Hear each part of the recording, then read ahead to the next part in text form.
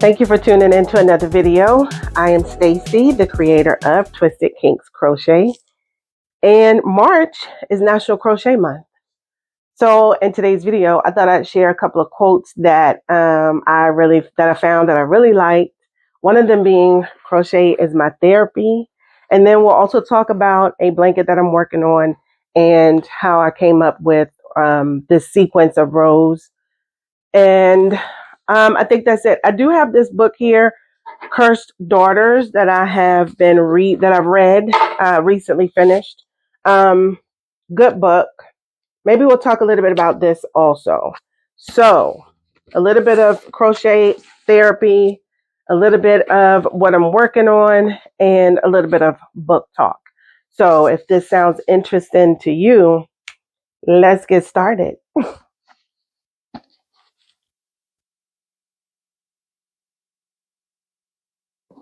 So I think first I'll talk about the book, because I like sharing the things that I'm reading or have read.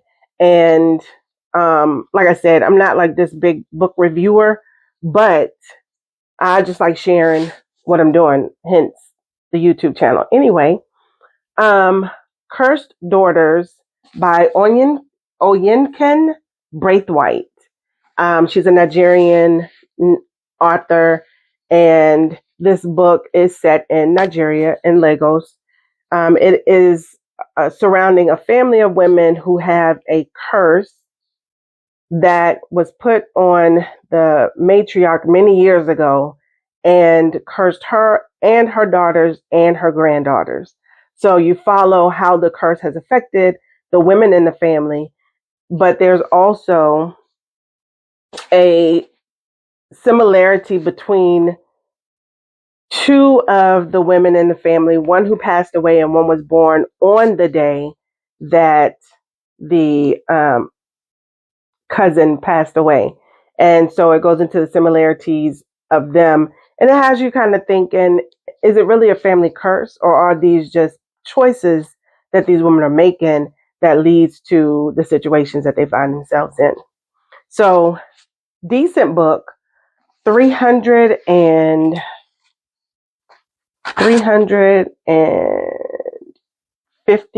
some odd pages.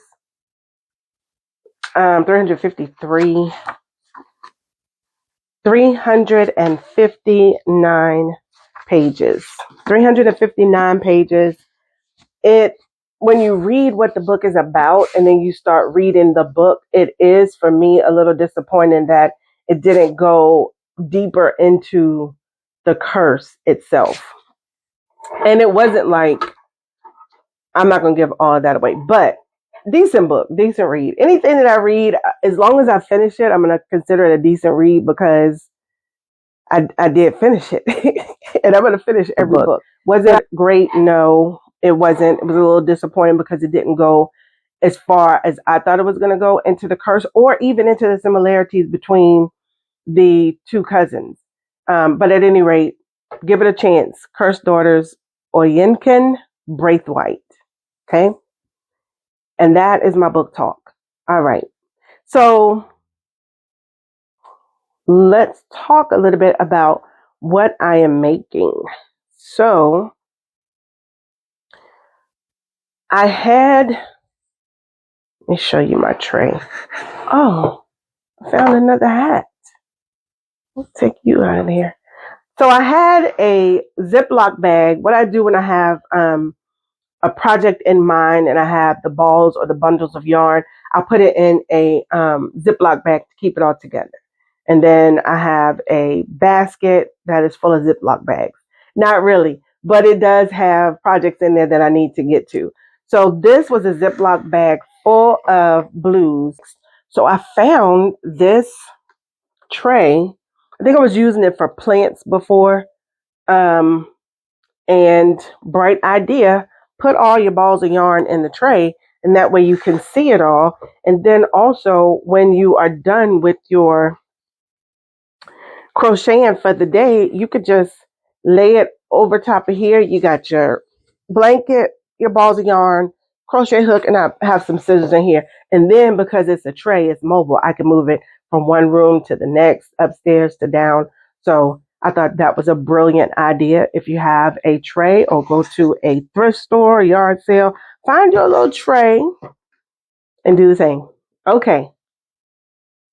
Let's see. So this blanket, like I said, scrap yarn, blues, and one ball of gray.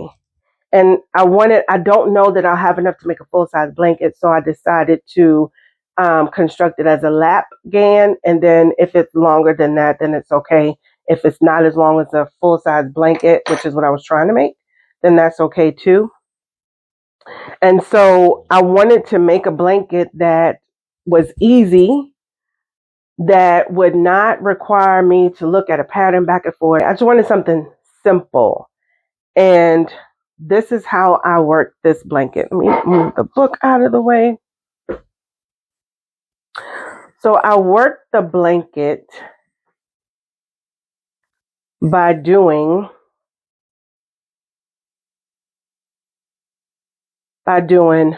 4 rows. So this is upside down, but starting off with a chain of, I think it was 200, chain of 202.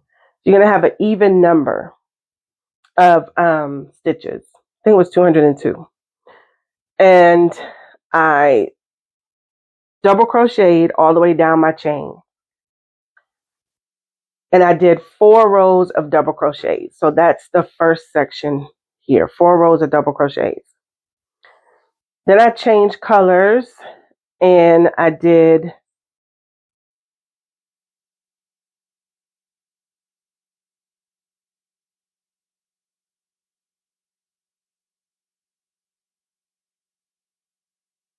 a part. My next section, I did a row of single crochets all the way down. And then I came back and did a double crochet, chain 1, skip 1, double crochet in the next, chain 1, skip 1, double crochet in the next. I did that for the whole row, came back and did it again for a second row, and then I did a row of single crochets. I think the single crochets before and after that little mesh section really defines it. So 4 rows of double crochets, a row of single crochets, a row of double, chain 1, skip 1, double, chain 1, skip 1, repeat that row a second time, then a row of single crochets, and back to my full row of double crochets for 4 rows. And that was, or is, my pattern. As you can see, my sections go as such. 4 rows of doubles, 2 rows of mesh, 4 rows of doubles, 2 rows of mesh with the single crochet before and after the 2 rows of mesh, 4 rows of doubles, and it just keeps going. Each time I change the section, I change the color. So I started with gray, I changed to a light blue, dark blue, and then once I finished with all of the blues, all of the different shades of blues, then I did another row, another section, of double crochets. So I started all over again.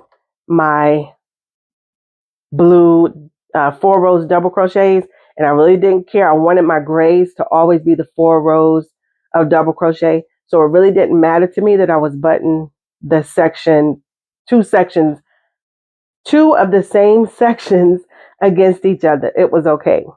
And then I started all over again. So once I get all of the other blues done, then I'll go back to my gray. And the reason that I did that is because the gray is was the biggest ball of yarn that I had.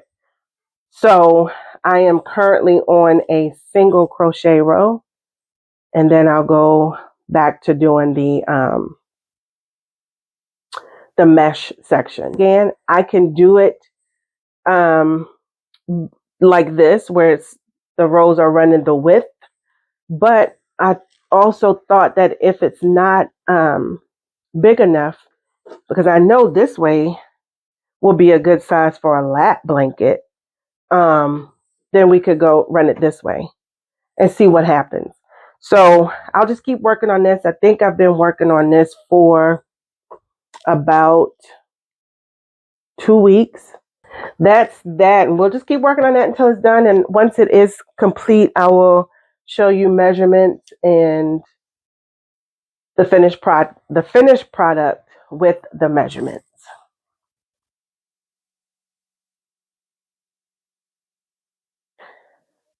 So I'll work on this while we talk a little bit about the crochet as therapy.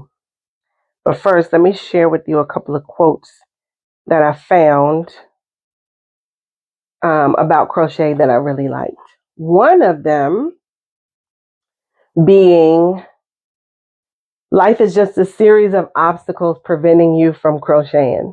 Crochet can be very addictive, and it becomes not just a hobby, it can become your life, right? I've been doing hats, and it's like that's the first thing I think about is the hat that I'm going to make for the day. How many hats have I made? I don't want to go a day without crocheting. And so everything else is just in the way. I mean, you have to do all these things, but it's just a series of events that is preventing you from doing what you really want to do, which is crochet. So I really like that quote. The other one that I thought this was so sweet is, sometimes your heart speaks best through your hands. And I think that speaks for itself. If we crochet for someone, it is definitely an act of love. And, they say actions speak louder than words. So maybe crochet speaks louder than words. And another one is, every stitch holds a story. And I don't know why that one was so touching to me, but it really is true, right? If you think about it, everything that we do and every stitch that we put on these projects can tell a story about what we were doing in our lives, what was going on around us, what we are, or the person that we're gifting it to or selling it to. So every stitch holds its own story.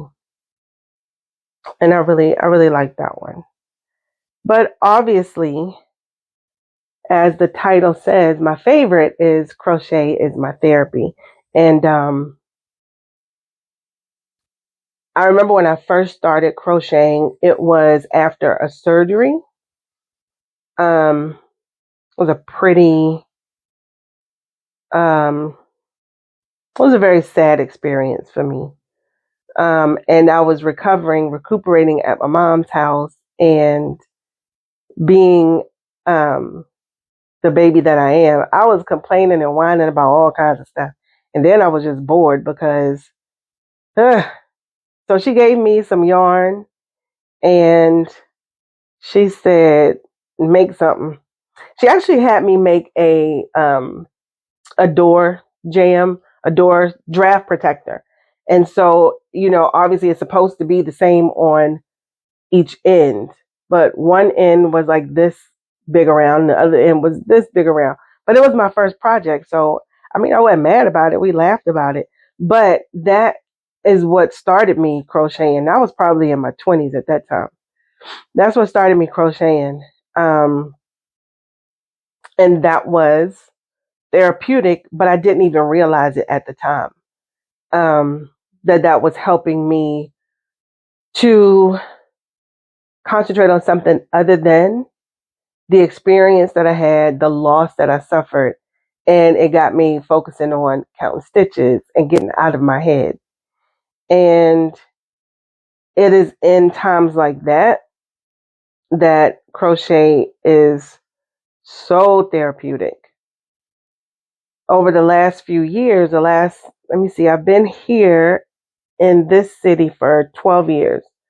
So it became even more therapeutic then, because I was dealing with a life-changing event, and it was an unexpected end of a relationship, and it swept the carpet from underneath me. And so just trying to piece myself back together, or I'm not going to say I completely fell apart, because I didn't, but just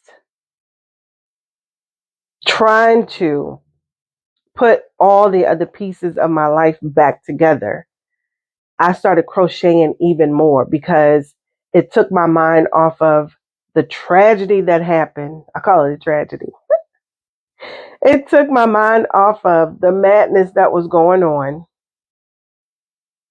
and had me concentrating on a pattern, stitches, my rows, who I'm giving this to, what am I going to make next.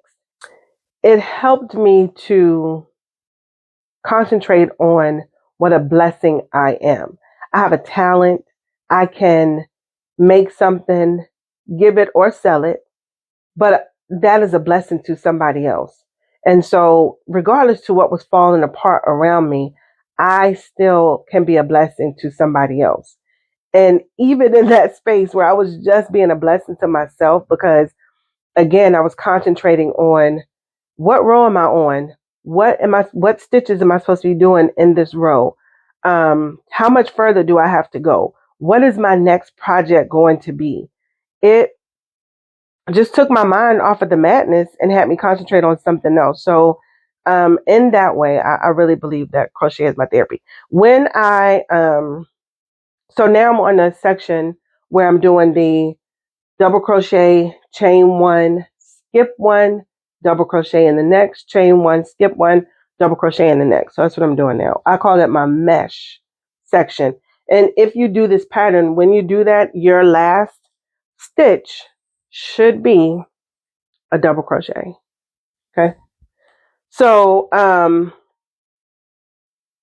yeah, when you're having a bad day, like you're having a stressful day at work, and you come home, pick up your yarn, and get back to work on your project or start a new project, that's therapy. When you're not feeling well and the only thing you can do is crochet, that's therapy. When your kids get on your nerves and you just want to go in the room, lock the door, and crochet, that's therapy. Self-care, and that's what it's all about. And if if we find it, and going to Hobby Lobby, Walmart, Michael's, just looking at the yarn and dreaming up what your next project, that's therapy. So having this hobby and being able to sit, relax, concentrate on the project that I'm working on is very therapeutic. And again, for me, it takes my mind off of whatever that situation is that's going on, whether it's work, home, relationships, money situations, whatever life throws at us.